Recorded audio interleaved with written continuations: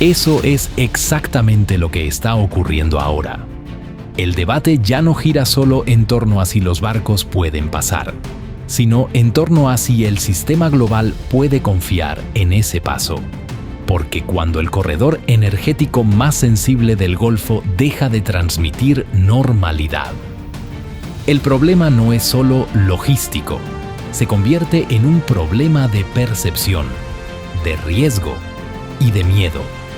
Y a veces, en geopolítica, el miedo altera el sistema casi tanto como un cierre total. Durante los últimos días, una de las preguntas más repetidas en medios internacionales no ha sido solamente quién ataca a quién, ni siquiera si la tregua entre Estados Unidos e Irán podrá mantenerse. La pregunta más repetida ha sido mucho más inquietante.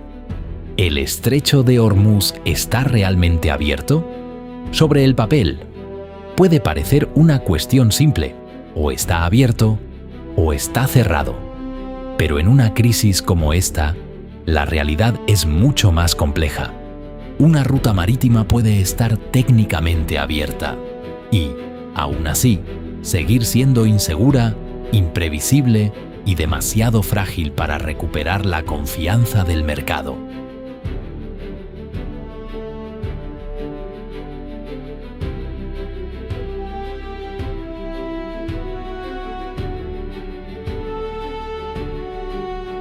En tiempos normales, abrir un estrecho significa restablecer la circulación. Significa que los barcos vuelven a pasar, que los seguros se estabilizan y que el comercio recupera parte de su ritmo. Pero en una guerra, especialmente en una guerra donde la amenaza no proviene solo de grandes flotas, sino también de minas, comandos, lanchas rápidas y ataques limitados. La palabra abrir pierde claridad. Se puede anunciar que el paso está disponible. Se puede permitir el tránsito. Pero si las navieras siguen dudando, si las aseguradoras siguen cobrando primas altísimas y si los operadores siguen temiendo una nueva captura o un nuevo ataque, la apertura es solo parcial, psicológica y económicamente incompleta.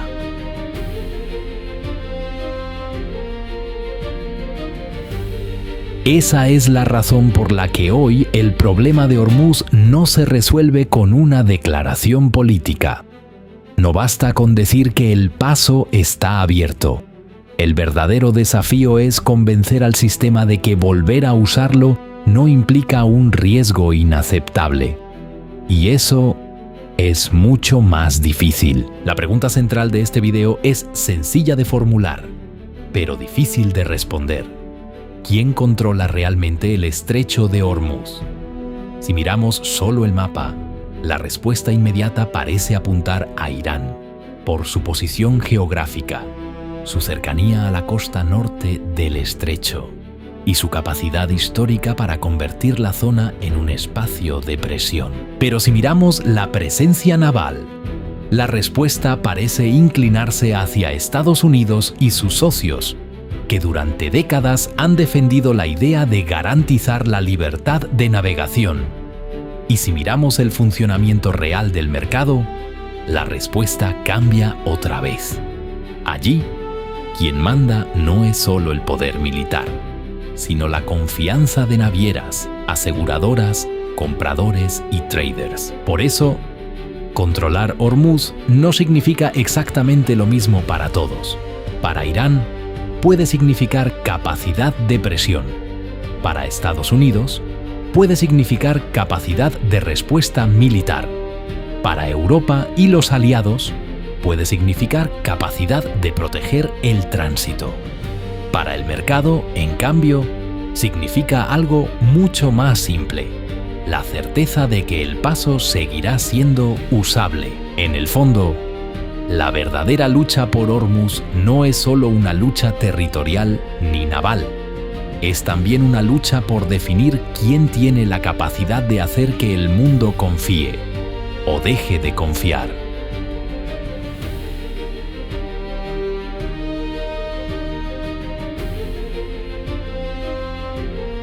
Mucha gente comete el mismo error al mirar esta crisis. Pensar que si Estados Unidos tiene una superioridad militar abrumadora, entonces Irán no puede alterar realmente el equilibrio de Hormuz. Pero esa lógica no funciona aquí. Hormuz no es un campo de batalla convencional.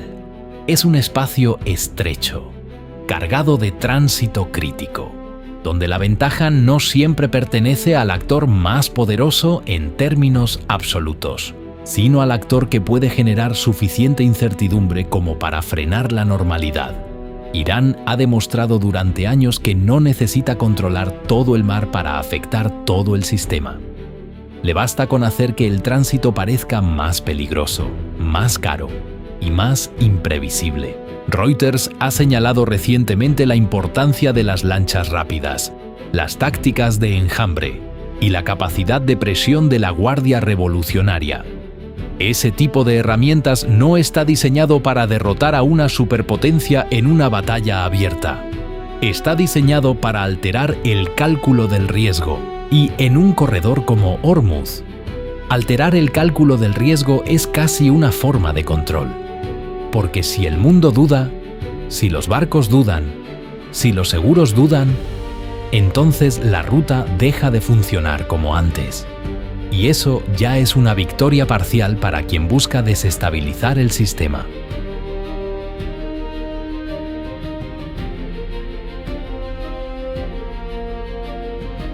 Desde el punto de vista militar, Estados Unidos sigue siendo el actor externo más poderoso en la región.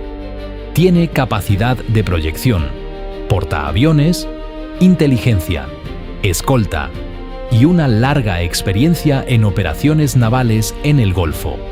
Pero el problema de Hormuz no se resuelve solo con presencia militar, porque proteger un corredor no es lo mismo que devolverle su normalidad. Una flota puede disuadir ataques mayores, puede escoltar barcos, puede responder a incidentes, pero no puede obligar al mercado a volver a confiar en cuestión de horas. Tampoco puede eliminar de inmediato todas las formas de amenaza difusa, especialmente cuando esas amenazas son móviles, asimétricas y se mezclan con el tráfico civil. Si la solución militar fuera suficiente, el problema ya estaría resuelto, pero no lo está, y eso demuestra una verdad incómoda. En Hormuz, el poder duro puede contener parte del riesgo, pero no puede por sí solo reconstruir la confianza que el sistema necesita para volver a respirar con normalidad.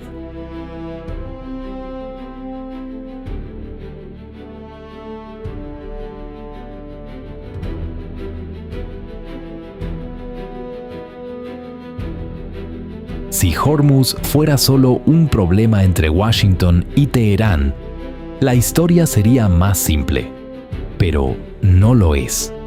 El estrecho conecta intereses mucho más amplios. Europa teme una nueva presión sobre energía, inflación y seguridad marítima. Asia teme interrupciones de suministro. Las navieras temen quedar atrapadas entre órdenes contradictorias, riesgos crecientes y costes cada vez mayores. Y los aliados occidentales, aunque comparten la preocupación, no siempre comparten el mismo nivel de disposición para intervenir. Eso significa que Hormuz es también un problema de coordinación. ¿Quién limpia minas? ¿Quién escolta? ¿Quién asume el coste político si una operación sale mal? ¿Quién acepta el riesgo de involucrarse más profundamente en una crisis que podría ampliarse? La respuesta internacional existe, pero también es lenta, sensible y compleja. Y cuanto más compleja es la respuesta, más tarda en volver la confianza.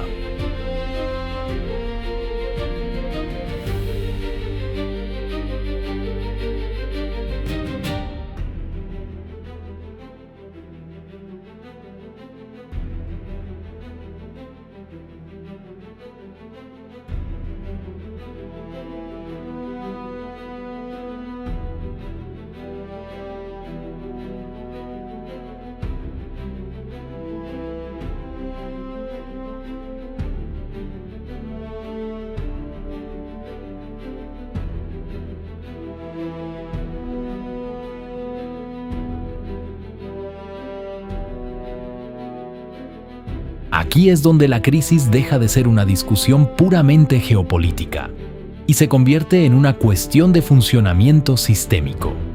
El mercado no se pregunta solamente si Hormuz está abierto hoy.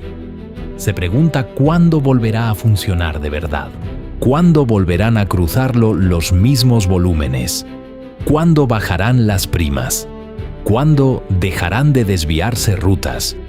¿Cuándo las compañías dejarán de ver el paso como una apuesta demasiado arriesgada? Esa es la diferencia entre una reapertura formal y una recuperación real. La reapertura puede ser rápida, pero la recuperación de los flujos no. Y eso obliga a mirar a Hormuz de otra manera, ya no como una puerta que se abre o se cierra de golpe, sino como un organismo que puede quedar dañado incluso después de volver a moverse.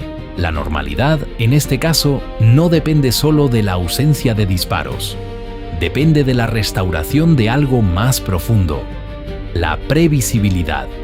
Y la previsibilidad es precisamente lo que una crisis prolongada destruye primero.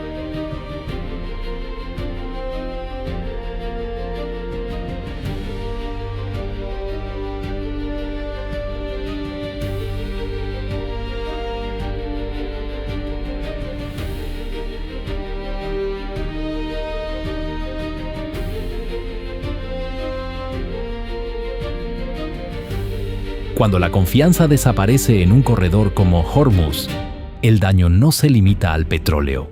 Empieza por el petróleo, sí, pero rápidamente se extiende hacia el transporte, los seguros, la planificación de rutas, la financiación del riesgo y finalmente hacia los precios que sienten los consumidores. Una ruta energética crítica no sostiene solo barriles, sostiene expectativas. Y cuando esas expectativas se deterioran, la presión llega muy lejos. Llega a Asia por la dependencia de importaciones. Llega a Europa por los precios y la inflación. Llega a la cadena logística global porque cada decisión se vuelve más costosa y más cautelosa. Por eso, una crisis en Hormuz no es solo una noticia sobre el Golfo. Es una noticia sobre el funcionamiento del sistema global. Es una noticia sobre cuánto depende el mundo de unos pocos puntos que parecen pequeños en el mapa, pero son gigantescos en sus consecuencias.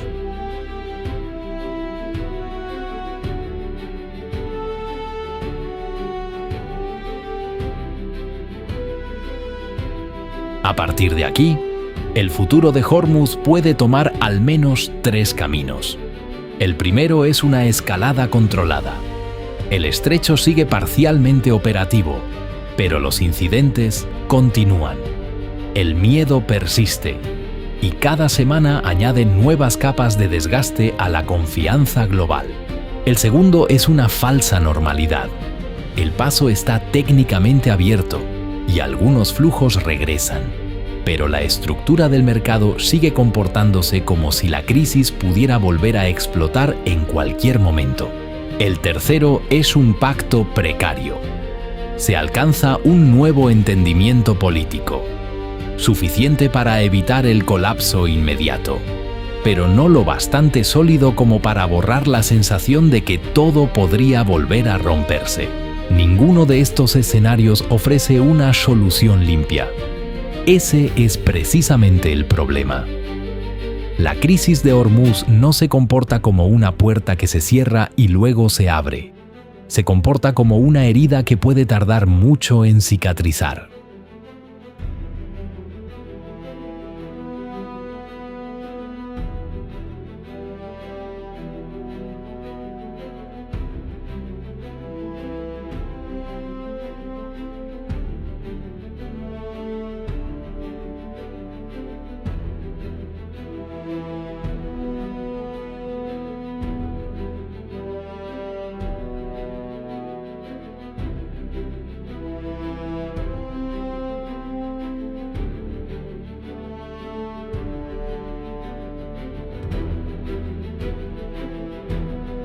Y mientras no cicatrice, el sistema no recupera del todo la tranquilidad. Esa es la razón por la que tantas preguntas siguen abiertas. incluso cuando algunos gobiernos intentan transmitir la idea de que el estrecho volverá pronto a la normalidad. La gran pregunta ya no es solo si Hormuz está abierto. La gran pregunta es quién puede devolverle al mundo la confianza en Hormuz, porque esa confianza ya no depende únicamente de un mapa, ni de una declaración política, ni siquiera de una presencia naval puntual. Depende de que los actores del sistema, estados, navieras, aseguradoras, mercados, importadores y aliados, vuelvan a creer que el estrecho puede sostener la normalidad. Y hoy, esa creencia está dañada. Por eso, Hormuz se ha convertido en algo más que un corredor estratégico. Se ha convertido en una prueba del poder de Irán para desestabilizar sin necesidad de dominar totalmente. Una prueba del poder de Estados Unidos para contener, sin poder restaurar por sí solo, la normalidad. Una prueba de los límites de Europa y de los aliados. Y, sobre todo, una prueba de la fragilidad real del sistema global. Porque cuando una franja de agua tan pequeña puede hacer temblar la energía, el comercio, la confianza y los precios del mundo, la conclusión es inevitable. La globalización no es tan sólida como parece.